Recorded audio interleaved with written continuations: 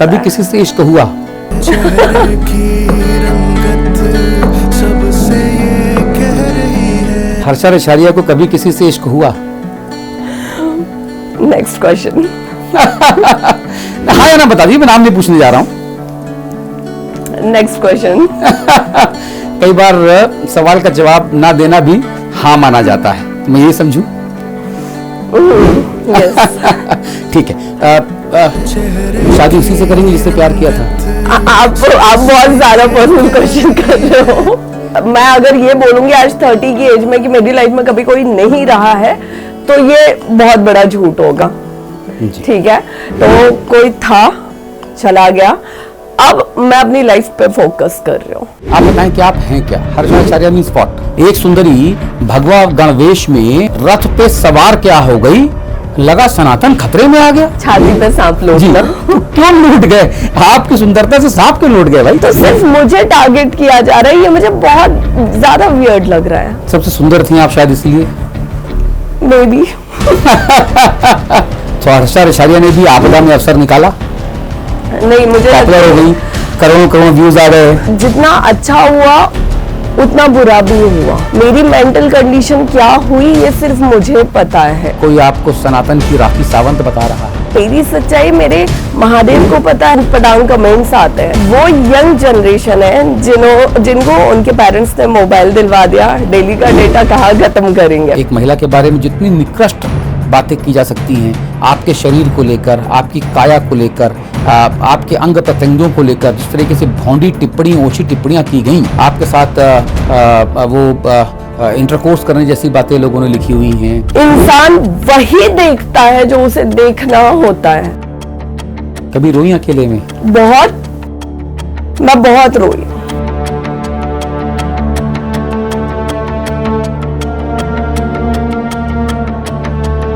आपके कभी माताजी ने नाराजगी जताई सब चीजों में कि क्या बेटा तुम इतनी सुंदर सी हो, शादी करके घर बसाओ, क्या तमाशा चल रहा है यार? ये देश के कानून मंत्री से कुछ कहना चाहती हैं? कि औरतों के फेवर में आपने जितने भी कानून बनाए ना, उसके बारे में एक बार अब सोचने की जरूरत। देश में अगर मैं कहूँ कि देश में 3 ऐसे नेताओं के आप नाम लें जो भारत का भविष्य हो सकते हैं। योगी जी को आगे देखेंगे, चिराग पासवान जी, और जो हमारे माननीय सिंधिया जी है। कॉलेज में भी तो आपके लिए खूब मार पिटाई होती होगी, झगड़े लगते होंगे, बहुत सारे लोग आई लव यू कहते घूमते होंगे आपको। तो मुझसे कभी कभी थप्पड़ भी बहुत से लड़कों ने खाए। खुदा जब हुस्न देता है तो नजाकत आ ही जाती है।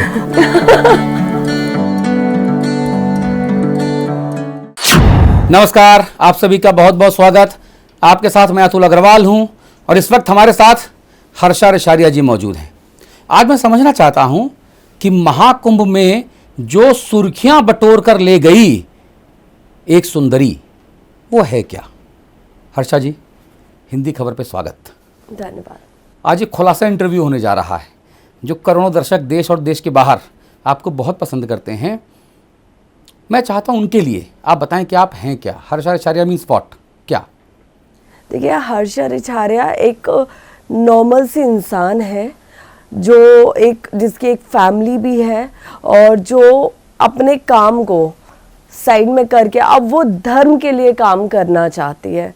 ये हर्षा रेशारिया की एट प्रेजेंट एक पहचान है।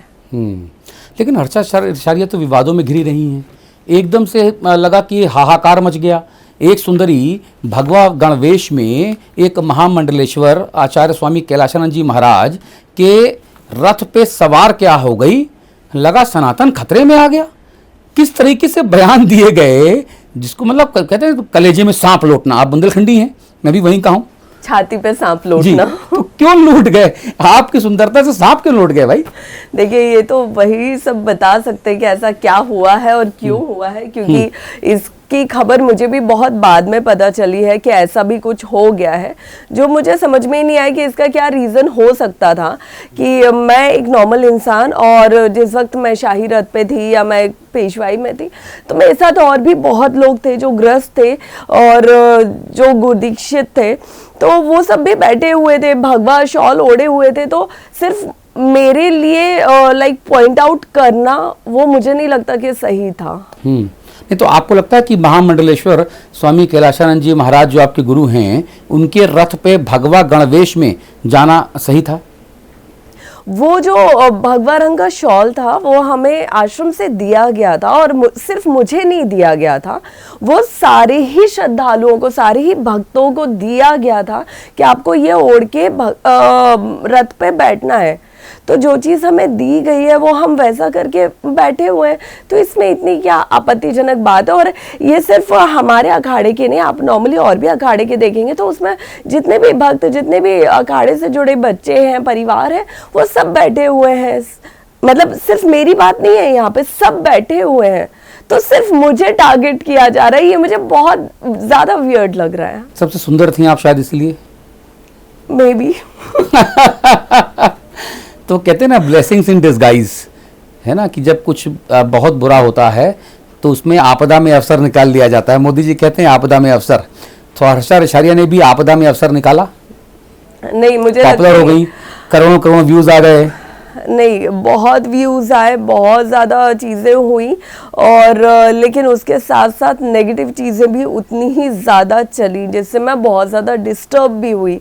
तो जितना अच्छा हुआ उतना बुरा भी हुआ, उतनी मैं डिस्टर्ब रही। मेरी मेंटल कंडीशन क्या हुई ये सिर्फ मुझे पता है।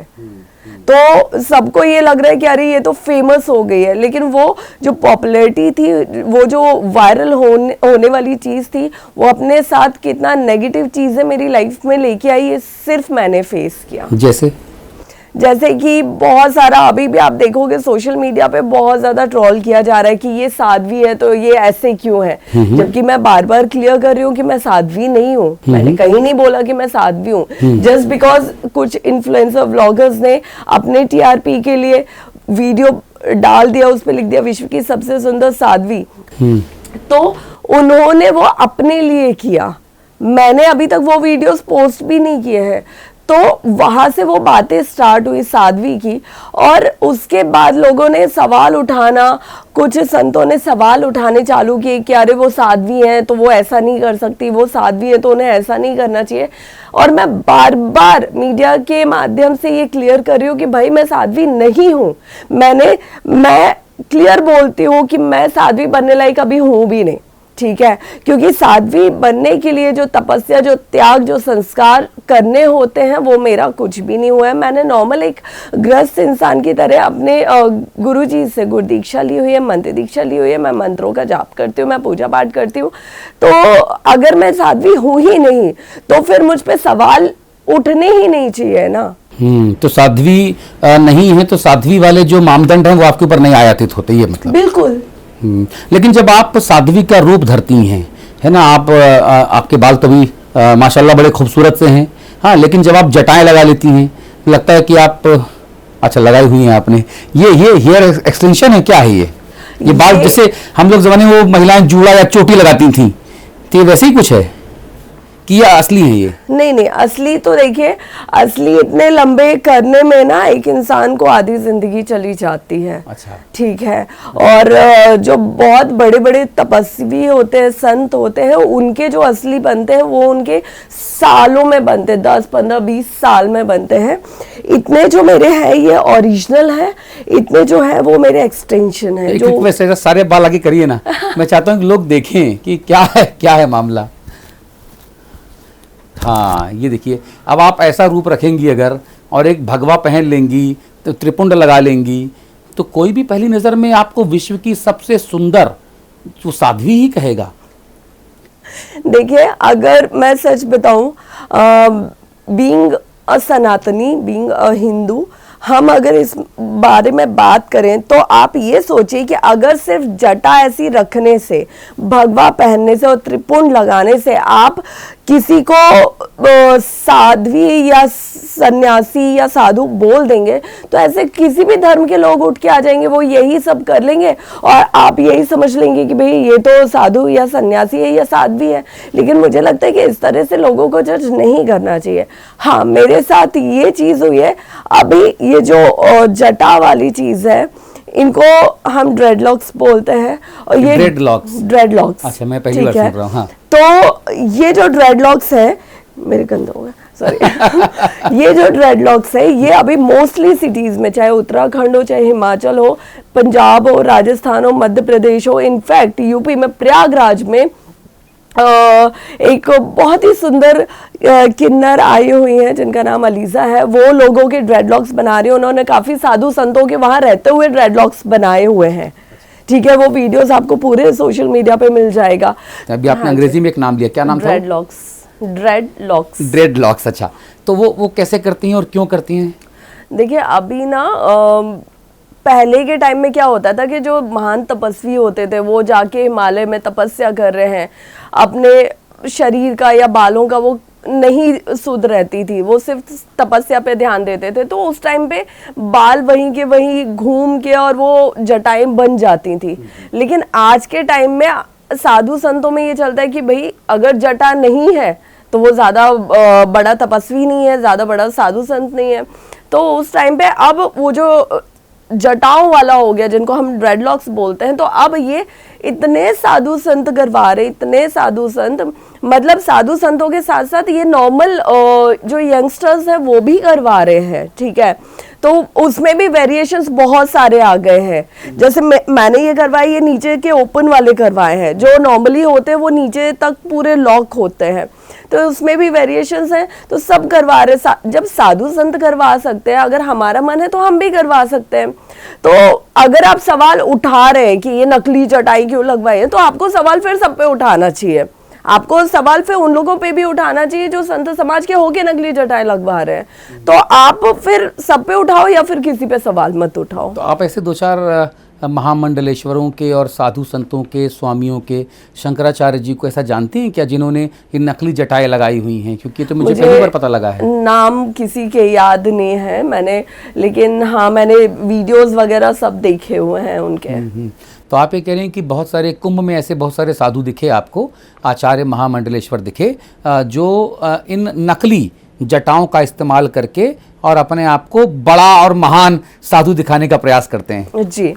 तो कुछ नंबर याद है? 2, 4, 5 कितने दिखे आपको? 10, 15? मैंने 7-8 तो अभी देख लिए हैं, और भी 7-8 तो ये हमने देखे हैं। बाकी बहुत से लोग करवा रहे हैं, दिल्ली में भी करवा रहे हैं, उज्जैन में भी करवा रहे हैं, तो ये सब कहीं हो रहा है। तो जो साधु संत हैं, महामंडलेश्वर पुजारी स्वामी हैं, वो ये नकली जटाओं को क्यों लगाते हैं? क्योंकि वो अपने आप को ज़्यादा बड़ा तपस्वी दिखा सकें कि वो Exactly.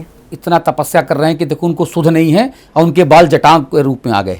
देखिए, एक इंसान की उम्र और उसकी जटा दोनों मैच करनी चाहिए, ठीक है। अगर आज मैं 30 साल की हूँ और मैं अपनी जटाएं जमीन तक करवा लूं तो वो मैच नहीं करेगा, क्योंकि जितनी मेरी उम्र नहीं उससे लंबी मेरी जटाएं हो रखी है। बहुत प्रैक्टिकल सी बात है ना। तो अभी मैं किसी का नाम नहीं लूंगी, लेकिन कुछ साध्वियां हैं जिनके सोशल मीडिया पे वीडियोस बहुत वायरल होते हैं, उनकी एज से ज्यादा लंबी उनकी जटाएं हैं। उनकी एज के आई थिंक ट्रिपल उनकी जटाएं हैं लंबाई में। तो वो समझ में आ जाता है कि कौन एक्सटेंशन करवा रहा है और किसकी रियल है। जिनकी रियल होंगी उनकी ज्यादा कमर के नीचे जाएंगी ही नहीं, क्योंकि वो पता चल जाता है ना कि अगर बाल है और बाल वहीं का वहीं घूम रहा है तो घूमने में वो और छोटा हो जाता है, स्ट्रेट तो फिर भी लंबा दिखता है। तो उससे सारी चीजें पता चल जाती है। नहीं, मुझे अंदाजा नहीं, मेरे बाल तो बहुत कम है। इतना अंदाजा नहीं है ड्रेडलॉक और जटाओं का। अच्छा, लोग आपके ऊपर तरह तरह से आरोप लगा रहे हैं और आपके लिए जिन शब्दों का इस्तेमाल कर रहे हैं वो शब्द जो हैं मुझे नहीं लगता कि इस्तेमाल किए जाने चाहिए। कोई आपको ढोंगी बता रहा है, कोई आपको लाइक्स और व्यूज़ का लोभी बता रहा है, कोई आपको कुछ और बता रहा है, कोई आपको कह रहा है कि आपने सनातन के साथ पाप किया है, कोई आपको सनातन की राखी सावंत बता रहा है, कोई आपको नई राधे माँ बता रहा है। जब इस तरह की बातें होती हैं तो आप क्या सोचती हैं? देखिए, कुछ बातें तो मुझे अभी आपसे पता चल रही हैं, उसके पहले मुझे नहीं पता थी।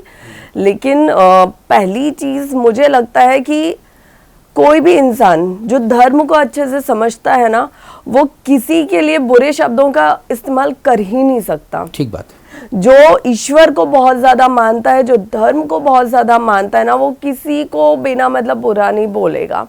ये वही लोग बोलेंगे जो धर्म को नहीं जानते, धर्म को नहीं समझते। बहुत अच्छी बात है ना। और आज मुझे कोई बोले तो मैं बचती हूँ कि मैं क्यों किसी को बुरा बोलूं। आप जितना नेगेटिव बोलोगे वो नेगेटिव आपकी तरफ भी आएगा, वो नेगेटिव वाइब, वो नेगेटिव एनर्जी आपकी तरफ भी आएगी। अब लोग मुझे जो कुछ भी बोल रहे हैं, मेरी सच्चाई मेरे महादेव को पता है, मेरे माता पिता को पता है, मेरे गुरु को पता है। मुझे नहीं लगता इससे ज़्यादा मुझे किसी को एक्सप्लेन करने की ज़रूरत है। अब सनातन की राखी सावंत और सनातन की राधे माँ, ये क्यों बोला गया है, क्या उनकी विचारधारा थी। ज़्यादातर सोशल मीडिया पे आप देखोगे ना कि जैसे मुझे ट्रोल किया जा रहा है, मेरे खुद के वीडियोस पे इतने वो ऊट पटांग कमेंट्स आते हैं, ठीक है। तो ये ज़्यादातर करने वाले वो यंग जनरेशन है जिनको उनके पेरेंट्स ने मोबाइल दिलवा दिया, डेली का डेटा कहाँ ख़त्म करेंगे। तो किसी के लिए अच्छा बोलने से बेटर है कि बुरा बोलो, तो लोग उसको ज्यादा लाइक करते हैं। आजकल ये बहुत ज्यादा चल रहा है कि अगर आप अच्छा बोलोगे तो कोई नहीं सुनेगा, बुरा बोलोगे तो 4 लोग साथ दे देंगे।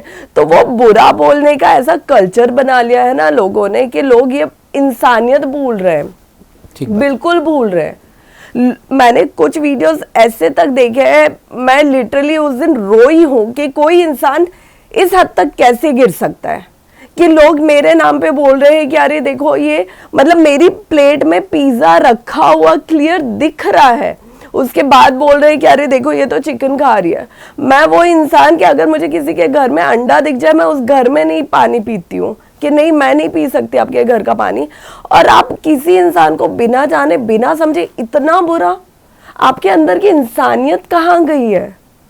मतलब ठीक है किसी को ट्रोल करना, बुरा बोलना, आप ये सोचो ना कि सामने वाला भी इंसान है। अगर आप किसी को पर्सनली नहीं जानते हो तो इतना भी बुरा मत बोलो कि कल को वो कुछ गलत अपने साथ कर बैठे। अब मैंने देखा आपके नीचे पोस्ट के नीचे ट्रोल्स में जो ट्रोलर्स हैं वो आपके चरित्र पर लेकर बात कर रहे हैं, आपके साथ इंटरकोर्स करने जैसी बातें लोगों ने लिखी हुई हैं। एक महिला के बारे में जितनी निकृष्ट बातें की जा सकती हैं, आपके शरीर को लेकर, आपकी काया को लेकर, आपके अंग प्रत्यंगों को लेकर जिस तरीके से भौंडी टिप्पणी, ओछी टिप्पणियाँ की गईं, मुझे लगता है कि ये तो उनके परवरिश और उनके संस्कार बताता है। लेकिन आपने भी शुरू में नज़रअंदाज किया होगा हर्षा जी, लेकिन कब तक और क्यों नज़रअंदाज किया जा सके? आप देखिए ना कि सना मकबूल थी, उन्होंने ग्लैमर इंडस्ट्री को छोड़ा, अपने धर्म में वापस गई, उनको कितनी खुशी से एक्सेप्ट किया गया, किसी ने सवाल नहीं उठाए, किसी ने उंगली नहीं उठाई, किसी ने कुछ नहीं बोला। एक लड़की है जो मुंबई से है, वो बुर्का पहन के वो प्रयागराज में आई और बुर्के के ऊपर बुर्का पहन के उसने गंगा डुबकी लगाई, बुर्का पहन के उसने ऊपर से भगवा शॉल डाला, तो किसी को कोई आपत्ति नहीं हुई। कितने फॉरेनर्स आ रहे हैं जो अपने देश में किस तरह का कल्चर फॉलो करते हैं, क्या कुछ खाते पीते हैं, क्या पहनते हैं, सबको पता है। यहाँ आके वो भगवा पहन के डुबकी लगा रहे, किसी को कोई आपत्ति नहीं। लेकिन आपत्ति किससे हो रही है? जो अपने ही धर्म में ब्राह्मण कन्या, जी मैं ब्राह्मण हूँ, ठीक है, और मुझे तो ये भी नहीं बोल सकते कि सनातन से जुड़ने आई है। नहीं, मैं सनातनी हूँ, मैं पैदाइशी सनातनी हूँ। तो अगर मैं अपने धर्म को और ज्यादा जानने आई हूँ, साधु संतों का सानिध्य प्राप्त करने आई हूँ, चीजों को और समझने आई हूँ, तो इसमें दिक्कत क्या हो रही है और क्यों हो रही है? इतनी भी दिक्कत क्या हो रही है कि आप अपनी इंसानियत भूल रहे हैं। मैं एक बेटी हूँ, मैं एक बहन हूँ, आपके घर में भी तो होगी ना कोई नारी। आप ये भूल जाते हैं कि अगर आज जिस तरीके से आप मुझसे बात कर रहे हैं, आपके घर की महिला से अगर उसी तरीके से बात की जाए तो क्या आपको वो गवारा होगा? नहीं होगा। लेकिन हम हमेशा दूसरे की घर की औरतों पे उंगली उठाते हैं। जहां तक मेरा सोचना है, मेरा मानना है, मेरा समझना है, मेरे पापा का समझना है, मैंने कुछ भी गलत नहीं किया है। लेकिन इंसान वही देखता है जो उसे देखना होता है, इंसान वही समझता है जो उसे समझना होता है। कभी रोई अकेले में? बहुत। अभी भी आपके बहुत वो नम है। ये कुंभ में आई थिंक मैं बहुत रोई हूं, लेकिन ठीक है, ऊपर वाले ने मुझे मजबूत भी रखा है, बट ऑल वेल।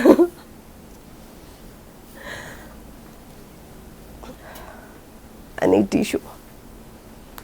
कभी कभी माता जी ने कुछ बोला, किरण जी ने, कि बेटा ये तेरे साथ हो रहा है, छोड़ दे, आजा वापस? नहीं, कभी नहीं। इनफैक्ट मैंने जब पापा को बोला कि पापा अभी छोड़ देते हो, अब मैं झेल नहीं पा रही हूँ बिना मतलब का इतना ज़्यादा, तो मेरे पापा थे, मेरा भाई था, जिन्होंने ये बोला कि इस तरह मुंह छुपा के आने की या इस तरह चीज़ों से दूर जाने की तुम्हें ज़रूरत नहीं है। तुम सही हो, तुम्हें पता है, हमें पता है, किसी और को गवाही देने की ज़रूरत नहीं है। तुम जिस चीज़ के लिए गई हो, जैसे गई हो, जितने दिन सोच के गई हो, आराम से, बिना ये सोचे कि कौन क्या बोल रहा है, तुम वहां रह के आओ। किसी के बारे में कुछ सोचने की ज़रूरत नहीं है। और मुझे लगता है कि अभी मैं जितने स्ट्रांगली वहां पे थी, उसका सबसे बड़ा क्रेडिट मेरी फैमिली को ही जाता है। बीच में खबरें आई हर्षा जी कि आपको वहाँ से बचा कर लेकर आया गया बाहर कुंभ से। उसके बाद खबर आई कि नहीं, हर्षा जी फिर कुंभ में गई हैं। फिर खबर आई कि नहीं, कुंभ से तो कभी गई ही नहीं थी बाहर, केवल खबर दी गई ताकि कुछ एक जो विघ्न संतोषी लोग हैं वो शांत हो जाएं और ये कंट्रोवर्सी थोड़ी दिनों के लिए रुक जाए। तो अब मैं आपसे जानना चाहता हूँ कि आप कुंभ में कितने दिन रहीं, और क्या बीच में इन तमाम बागड़ बिल्ले, ये जो तमाम विघ्न संतोषी लोग हैं, इनके कमेंट और ओछी भद्दी टिप्पणी और सोच की वजह से आपको कुंभ छोड़ने के लिए मजबूर होना पड़ा क्या? नहीं, मुझे कुंभ छोड़ने के लिए मजबूर नहीं होना पड़ा, बट कहीं ना कहीं मैं मेंटली डाउन हो गई थी। मैं बहुत ज़्यादा मेंटली डाउन हो गई थी और मेरी तबीयत भी बिगड़ने लगी थी। तो उसके बाद मैं कुछ टाइम के लिए, मतलब ऑलमोस्ट 4-5 डेज़ के लिए, मैं कुंभ से निकल के और जो प्रयागराज मेन शहर है वहाँ पे अपने रिलेटिव्स के यहाँ कुछ दिन रहने गई थी। ट्रीटमेंट भी रहा मेरा। तो फिर जब मैं ठीक हो गई, फिर मैं वापस कुंभ क्षेत्र में आई। अच्छा, तो ये जो बातें प्रोपोगेट की गई, ये बातें सही नहीं हैं? हाँ जी जी। आपके जो गुरु जी हैं, निरंजनी अखाड़े के जो महामंडलेश्वर हैं, पूज्य स्वामी कैलाशानंद जी महाराज, उनके बारे में आप क्या कहना चाहती हैं? खबरें आई कि बीच में उनसे भी आपकी कुछ अनबन हो गई थी और आप उनसे नाराज़ हो गई थी शायद उनके किसी बयान को लेकर। वो पूरा प्रकरण क्या था? ये सब खबरें भी आ गई, ये तो मुझे पता ही नहीं था। मतलब मुझे आधी से ज्यादा चीजें जब मैं मीडिया से इंटरेक्ट करती हूँ तब पता चलता है कि आपके बारे में ये खबर आ गई, क्योंकि मुझे नहीं पता चलता है। तो अगर इस टाइप की कोई भी खबर आई है मीडिया में तो वो सरासर गलत है। ऐसा कुछ भी नहीं हुआ है। वो तब भी, मेले से पहले, मेले के दौरान, आज भी वो मेरे पिता और गुरु हैं और आगे भी रहेंगे। हमारे बीच कुछ ऐसी अनबन नहीं हुई है और अनबन जैसा कुछ था भी नहीं कि किसी बात पे अनबन हो। सोशल मीडिया में लोग जब आपके बारे में बात करते हैं ना, तो फिर वो आपके गुरुजी के बारे में भी बात करते हैं। उनके बारे में, जब मैं आपके बारे में रिसर्च कर रहा था हर्षा जी, तो नीचे 1-2 कमेंट देखे जिसमें उन्होंने पूज्य स्वामी कैलाशानंद जी महाराज को उन्होंने रेपिस्ट के तौर पे भी कहा कि एक महिला ने इनके ऊपर आरोप भी लगाए हैं। उनको एक बड़ा महिलाओं का प्रेमी बताया गया। तो आरोप तो किसी के ऊपर भी लगाए जा सकते हैं। इस डिस्क्लेमर के साथ पूरी विनम्रता से मैं यह सवाल आपसे पूछ रहा हूँ, क्या आपको ये सब बातें पहले से पता हैं? क्या थी? मुझे ये सब बातें नहीं पता हैं और मुझे लगता है कि ये कहीं ना कहीं, क्योंकि आज जो चीज़ें मेरे साथ हो रही हैं उसके बाद मुझे लगता है कि ये सब ना लोगों को बदनाम करने की कोशिश होती है। और आज परम पूज्य गुरुदेव का जो नाम है, निरंजनी अखाड़े का नाम है, पूरे मुझे लगता है महाकुंभ में सबसे ज़्यादा निरंजनी अखाड़ा और गुरुदेव का नाम ही सबसे ऊपर रहा है। और मुझे लगता है कि ये मोस्टली, क्योंकि मुझे मेरे केस से ये समझ में आया कि जो चीज़ें होती भी नहीं है वो किस हद तक बनाई और दिखाई जा सकती है। तो मुझे लगता है कि ये वैसा ही कुछ है, क्योंकि अभी जो नाम ऊपर ज़्यादा बढ़ता है उसको ख़राब करने की भी लोग कोशिश करते हैं। और आज के दौर में वही सबसे बड़ा है जो किसी और के कंधे पे खड़ा है। तो हर्षा रछारिया बड़ी हो रही हैं, तो हर्षा रछारिया के कंधे पे चढ़ के लोग सोशल मीडिया पे यहाँ वहाँ खुद को बड़ा दिखाना चाहते हैं। जी, ऐसे बहुत से लोग मैंने देखे हुए हैं जो इस तरह की कोशिशें कर रहे हैं। हालांकि क्या होता है कि जिस पे महादेव का हाथ है वो तो आगे बढ़ जाता है, लेकिन जो लोग सहारा लेना चाहते हैं वो भी खास तौर पे नेगेटिव तरीके से ना, तो वो ज्यादा दूर निकल नहीं पाते हैं। और हम और आप दोनों बुंदेलखंडी हैं जी। आप मऊरानीपुर में रूट्स हैं आपकी और मेरी बांदा में है। हाँ जी। तो हमारे यहाँ बुंदेलखंड में कहावत कहते हैं कि वो नकल हमेशा होती है, बराबरी कभी नहीं। बिल्कुल सही बात है। तो हर्षा रछारिया की नकल तो लोगों ने बहुत की, लेकिन नकल में अकल नहीं लगा पाए, इसलिए वो पॉपुलर नहीं हो पाए। देखिए क्या रहता ना कि एक तो आपके अंदर सच्चाई कितनी है और आपके भाव कैसे हैं, ये बहुत ज्यादा मैटर करते हैं लाइफ में, बहुत ज्यादा। मैं कहती हूँ कि देखिए मुझे नहीं पता था कि मैं कुंभ में जाऊंगी और मेरे साथ इतना कुछ हो जाएगा, किसी को नहीं पता होता है कि वो रातों रात कहाँ से कहाँ पहुंच जाएगा, राइट। अगर इंसान सोचे भी तो भी वो इतना बड़ा नहीं सोच सकता है कि इंसान जिसके लिए करोड़ों रुपए खर्च करता है, वो नाम महादेव ने आपको रातों रात पूरे विश्व में फेमस कर दिया है। तो लेकिन उसके लिए सबसे ज्यादा जरूरी क्या होता है कि आप किस भाव से चीजों को कर रहे हैं, आप अपने मन में कितनी सच्चाई रख रहे हैं, आप दूसरों के साथ कितना अच्छा या कितना बुरा कर रहे हैं, है ना। आप भले ही पूरे दिन राम नाम जाप करते रहे और दरवाजे पे आए एक बेजुबान जानवर को आप डंडा मार के भगा रहे हो, तो लाइफ में हर चीज मैटर करती है। बिल्कुल ठीक है। अब मैं जिस भाव से इस महाकुंभ में गई थी, वो भाव मुझे पता है, मेरे गुरुजी को पता है, मेरे घर वालों को पता है। अब मैं पूरी दुनिया को लाख बोल के बताऊं लेकिन किसी को नहीं समझ में आएगा, क्योंकि इंसान वही समझना चाहता है जो उसके दिमाग में बैठा हुआ है। बिल्कुल ठीक बात है। अच्छा, आपके कभी माता जी ने नाराजगी जताई इस सब चीज़ों में कि क्या बेटा तुम इतनी सुंदर सी हो, शादी करके घर बसाओ, क्या तमाशा चल रहा है यार ये। और अब जनरली हम बुंदेलखंडियों में तो होता है ना ऐसा कि जैसे ही लड़की बड़ी होती है 18 साल के ऊपर, तो परिवार वालों को बोझ लग लगती है, भैया जल्दी हाथ पीले करो, अपने घर में जाओ, जाने दो। और फिर पीछे से माँ कान में कहती क्या है कि सुनो बेटा, मायके से तो डोली निकलती है, अर्थी ससुराल से निकलती है, वापस मत आना। तो कभी किरण जी ने, जो आपकी माता जी हैं, उन्होंने कभी ये कहा कि ये बवाल छोड़ो भैया, शादी करो, हाथ पीले करो, हम लोगों का भी जाओ, बवाल खत्म हो। देखिए बुंदेलखंड से होने की वजह से और खासतौर पे एक हिंदू फैमिली में और ब्राह्मण फैमिली में, तो क्या होता है कि बेटियां जब 20 साल की हुई तो ये हो जाता है कि बेटी की शादी करनी है, शादी करनी है। तो वो सारा मेरे साथ भी रहा और लास्ट 6-7 साल से मेरे लिए भी फैमिली में लड़के देखे जा रहे हैं, सब चीजें हो रही है। लेकिन कहते हैं कि हर चीज का सही वक्त ऊपर वाले ने निर्धारित किया है ना। आप कितना भी सोच लें कि आपको अपने बच्चों की शादी इस साल करनी ही करनी है, लेकिन वो होगी तभी जब निर्धारित किया है, जब लिखा होगा, है ना। हाँ। तो वो चीज हमेशा रहता है। मेरे पेरेंट्स लास्ट 6-7 साल से लड़के ढूंढ रहे हैं लेकिन नहीं हो पा रहा है। तो आपके पेरेंट्स को लड़के ढूंढने की जरूरत है। मैंने सुना कि घर के बाहर लाइन लगती जी आपके। IAS IPS पॉलिटिशियंस के जो बच्चे हैं वो आपके मम्मी पापा को आपकी जानकारी के बिना अप्रोच करते हैं। मैंने तो सुना है भाई, एक NRI आपके घर भी आ चुके हैं, मैंने ये भी सुना। नहीं, देखिए वो पेरेंट्स को इसीलिए अप्रोच करते हैं क्योंकि उन्हें पता है कि डायरेक्ट इससे बात करेंगे तो ये बहुत सुनाने वाली है।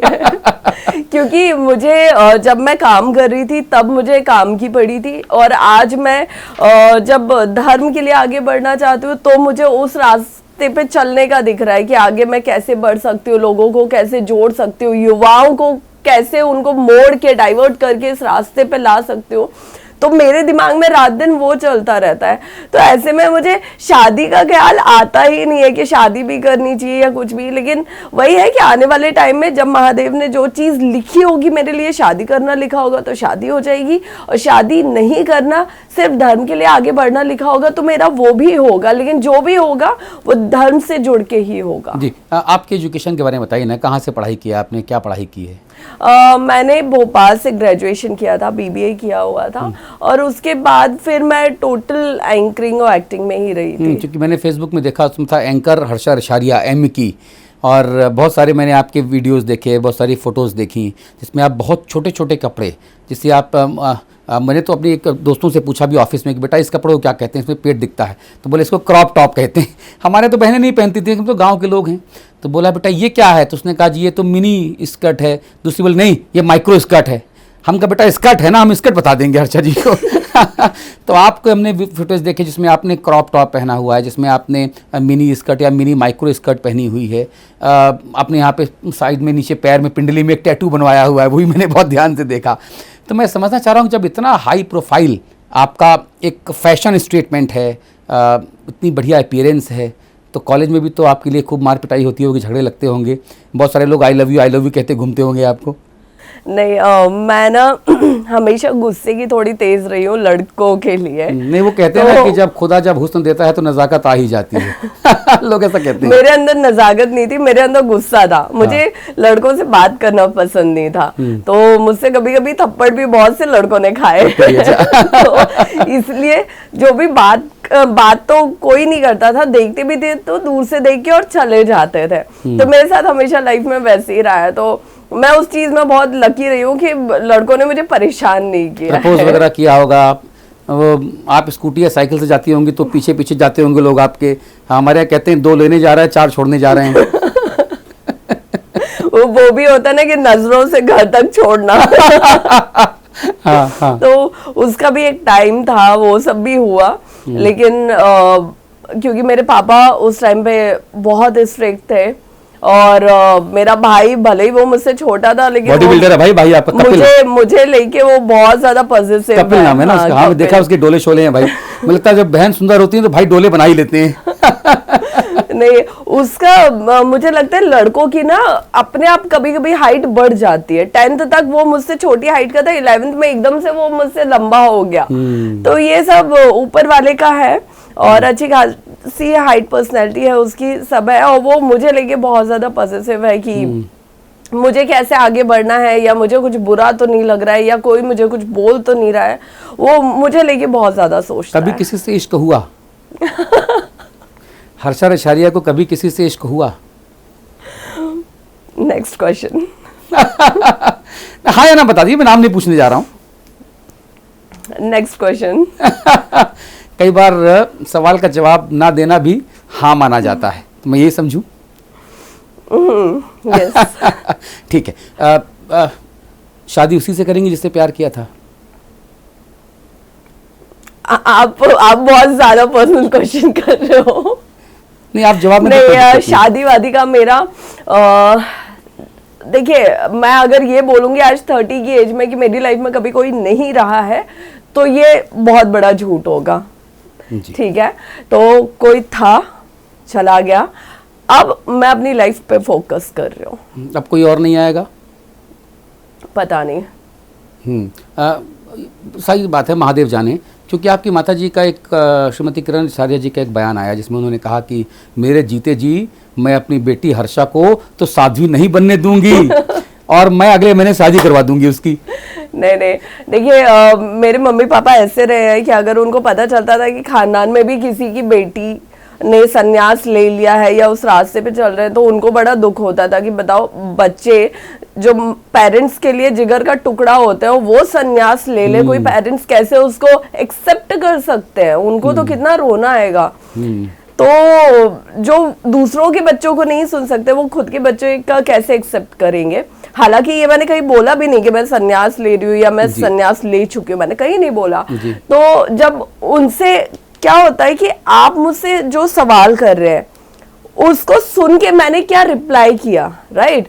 अब उनसे क्या सवाल पूछा गया, उनको क्या बताया गया और फिर उन्होंने क्या जवाब दिया, ये बहुत मैटर करता है। तो उनका ये रहता है कि जब मेरी मम्मी ना बहुत जल्दी डर जाती है मुझे लेके, तो बहुत जल्दी। तो जब उनको ये बोला गया कि भैया आपकी लड़की संन्यास ले रही है, वो संन्यास ले चुकी है, इस टाइप से कुछ बातें हुई, तो उन्होंने बोला नहीं हम तो उसकी शादी करवा देंगे। तो कहीं ना कहीं माँ का दिल, तो देखिए माँ का दिल ही होता है, और कोई भी माँ ये नहीं चाहेगी कि उनकी बेटी, इकलौती बेटी, और वो भी सन्यासी बन जाए। तो भैया फिर वो हड़बड़ाहट में ये बोलते नहीं हम तो अगले महीने शादी कर रहे हैं, आप लोग टेंशन मत लो। लेकिन अगले महीने होने वाली नहीं है, अभी कोई देखा वेखा नहीं है। तो ये इन्फॉर्मेशन है या तमाम जवान मर्दों को और लड़कों को इनविटेशन?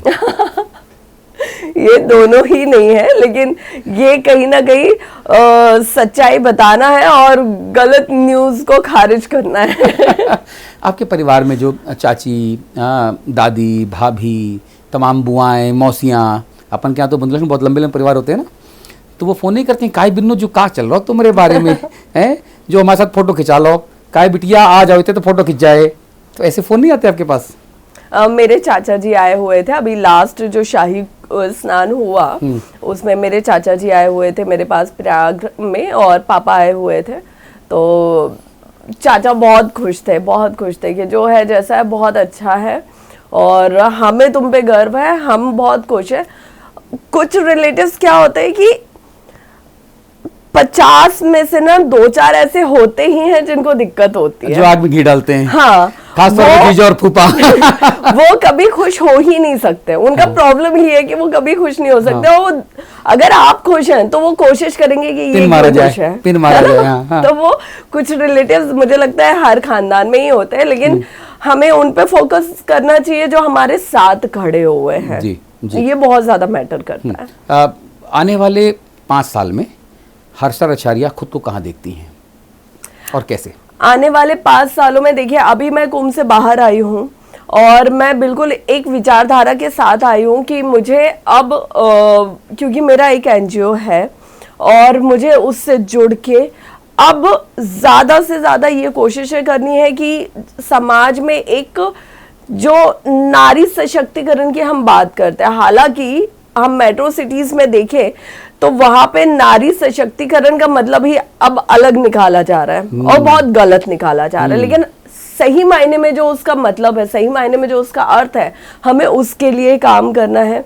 हमें लव जिहाद के लिए काम करना है, क्योंकि ये आज समाज का एक बहुत बड़ा मुद्दा है, राइट। लव जिहाद के लिए काम करना है और यंगस्टर्स या युवा पीढ़ी जो नशे में बिल्कुल खत्म हो रहे हैं, ठीक बात है ना, उनके लिए हमें काम करना है। लेकिन उस सब की शुरुआत होगी परिवारों से, क्योंकि ये पेरेंट्स के लिए बहुत जरूरी है कि वो अपने बच्चों को घर से, रूट से, बेसिक से संस्कार से क्या जोड़ रहे हैं। संस्कार दे रहे हैं। बिल्कुल ठीक बात है। आप अगर अपने बच्चे को ये सोचेंगे कि आज हम अपने बच्चों के साथ बहुत मॉडर्न हैं, हम बच्चों के साथ अगर उनको ड्रिंक करना है हम साथ में बैठ के ड्रिंक करते हैं, हम उनकी सारी बातें सुनते हैं, तो आप ठीक है मॉडर्न होना अच्छी बात है, लेकिन आप कहीं ना कहीं आप अपने बच्चों को खुद अपने कल्चर से अलग कर रहे हैं। बिल्कुल ठीक बात है। और यही बड़े होने के बाद एक वजह बनेगी जब आप खुद को ओल्ड एज होम में या वृद्धाश्रम में पाएंगे।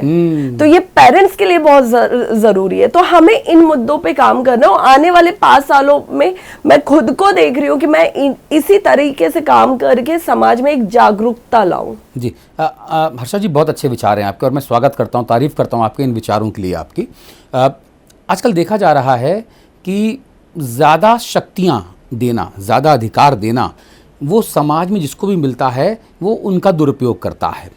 कहते भी कि absolute power makes absolute correct. Right. यहाँ पे देखा जा रहा है कि महिला सशक्तिकरण के नाम पे जो सख्त कानून लाए गए, चाहे 498A दहेज उत्पीड़न का जो मामला हो, चाहे विशाखा कमेटी हो, चाहे ये जो छेड़छाड़ और 14 सेकंड तक देख लो तो रेप का मुकदमा दर्ज हो जाता है, आपको लगता है कि इन तमाम कानूनों और एक बड़ा महिला सशक्तिकरण के माहौल की वजह से अब पुरुषों का उत्पीड़न हो रहा है और लोग अलग अलग जगहों पे अपनी जान गंवाने के लिए मजबूर हो रहे हैं? अतुल सुभाष का मामला हमारे सामने है, किस तरीके से उसके ससुराल ने, उसकी पत्नी ने उसको परेशान किया, वो सुसाइड कर लेता है, एक चिट्ठी लिखता है, वीडियो बनाता है और कहता है कि अगर मुझे इंसाफ ना मिले तो मेरी अस्थियों को गंगा जी में नहीं बल्कि अदालत के बाजू वाले गटर में बहा देना, और ताकि अदालत को, सिस्टम को शर्म आए।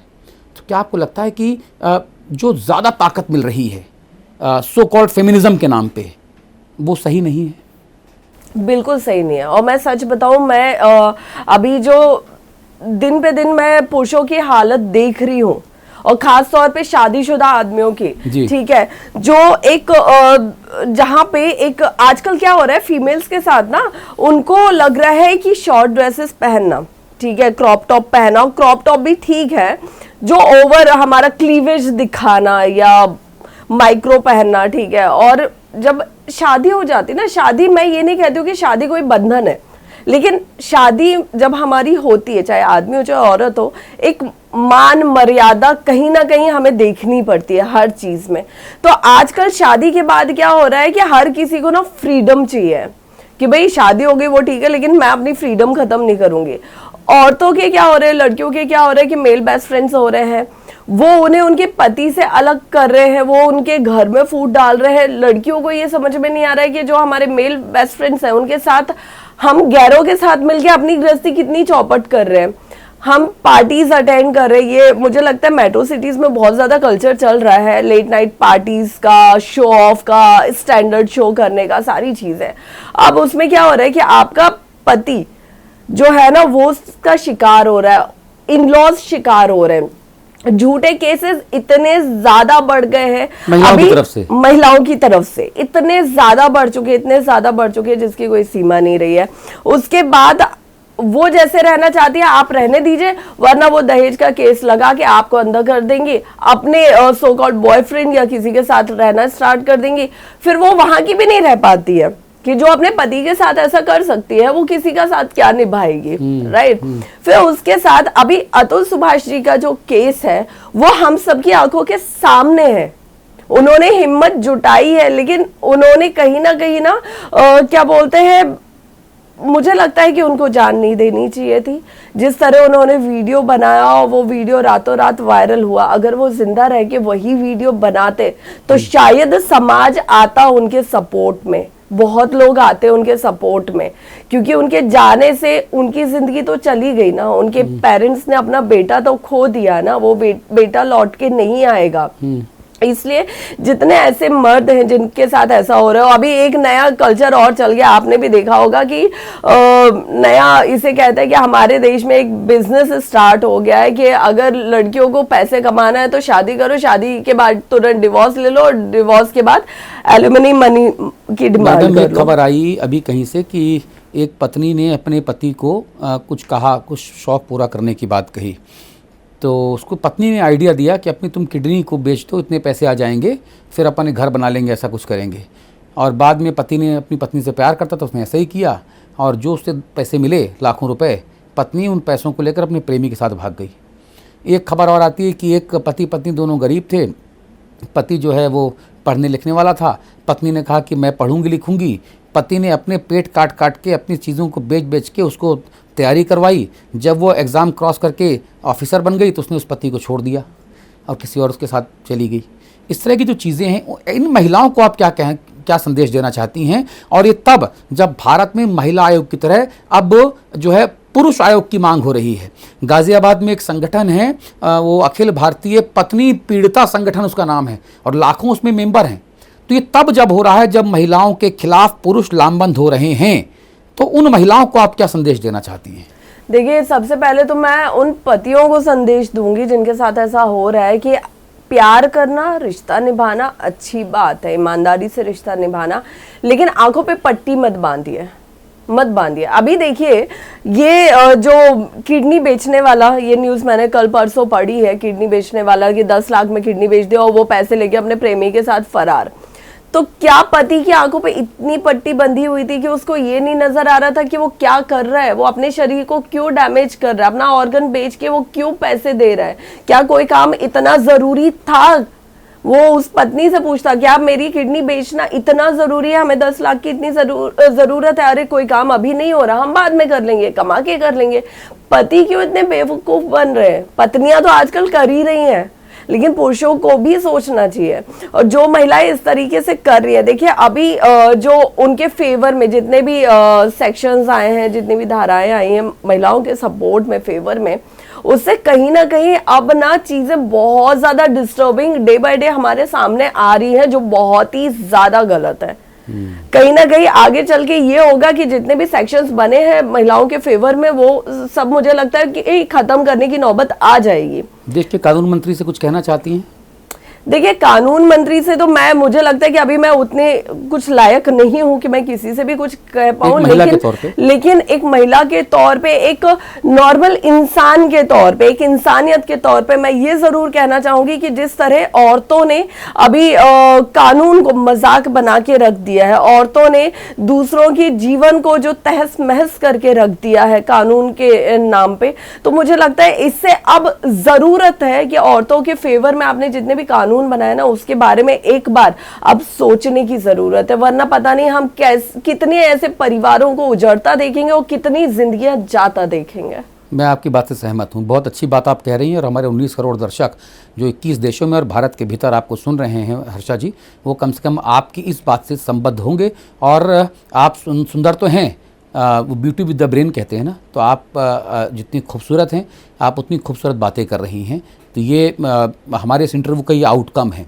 मैं समझना चाहता हूँ कि देश में, अगर मैं कहूँ कि देश में 3 ऐसे नेताओं के आप नाम लें जिनके ऊपर भारत का भविष्य आधारित किया जा सकता है, जो भारत का भविष्य हो सकते हैं, तो आप किन 3 नेताओं का नाम देना पसंद करेंगे?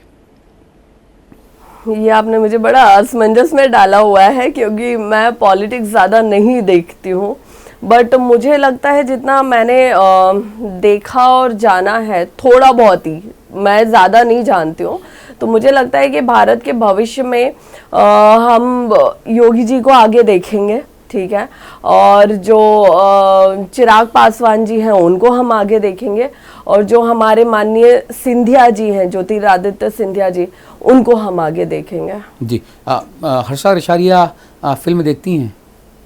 गाने देखती सुनती थी, हैं? अभी मैंने काफी लंबे अरसे से नहीं देखी हैं। गाने सुनती हैं? मैं अब भजन कीर्तन ज्यादा सुनती हूँ।